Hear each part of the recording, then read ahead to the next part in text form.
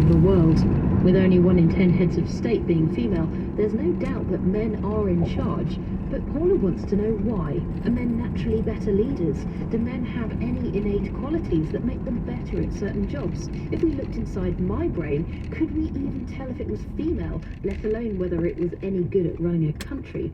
A challenging topic coming up on Crowd Science after the news. BBC News with Danielle Yałowiecka. Donald Trump has used his first major political speech since his chaotic departure from the White House to reassert control of the Republican Party. In a speech to activists, he repeated his false claim that he was the real winner of November's election and hinted that he may run for president again in 2024.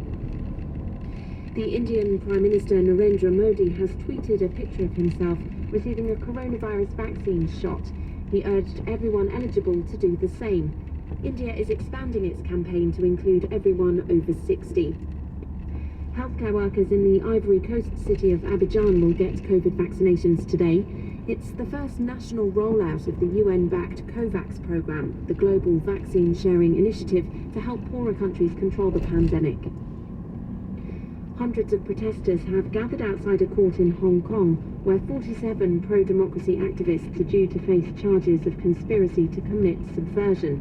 The charges relate to an unofficial primary poll last year that aimed to select opposition candidates for a legislative election. The US National Security Advisor says the Biden administration is preparing further actions against those responsible for the latest suppression of peaceful protest in Myanmar. The US Secretary of State Antony Blinken condemned what he called abhorrent violence. South Australia has become the first state in the country to ban single-use plastic straws and cutlery. Businesses that break the new rule will face heavy fines. Conservationists say the measure will reduce the flow of plastic waste into the oceans. And the late film star Chadwick Boseman has won the Best Actor award at the Golden Globe ceremony for his performance in Ma Rainey's Black Bottom. The Netflix show The Crown about the British royal family won the Best TV Drama Series. The ceremony was largely virtual because of the pandemic. BBC News. Sanna Marin is the world's youngest serving female Prime Minister and heads a coalition of 5 parties, all led by women. To those waiting with bated breath for that favourite media catchphrase, the U-turn, I have only one thing to say. U-turn if you want to.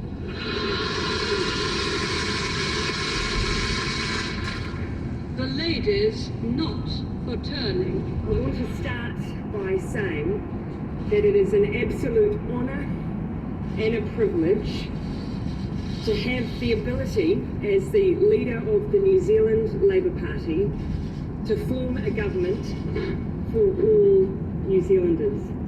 Welcome to Crowd Science from the BBC World Service, where we answer science questions from all around the world. I'm Marnie Chesterton. You've just heard a global selection of female leaders. Hooray, women in the top jobs, roles that for hundreds of years have been occupied by men. But you can't tick equality off the to-do list yet. This is from a couple of weeks ago, when the Tokyo Olympic chief had to apologise for saying women talked too much in meetings. 昨日のレオ市議会での発言につきましては、オリンピック・パラリンピックの精神に反する不適切な表現であったと。And then there was the most recent ex-president of the United States who spoke about women like this. I got a piece of picture, I just guess I start kissing her. You know, I'm automatically attracted to beauty. I just start kissing them. It's like a magnet. Just kiss. I don't even know. And when you're a star, they let you do it. You can do anything.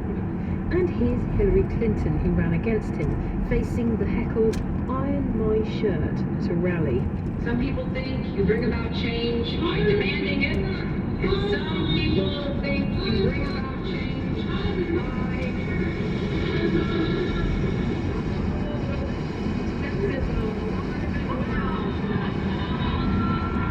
You're listening to Crowd Science, a science show. You may be failing to see the connection to science, but bear with me.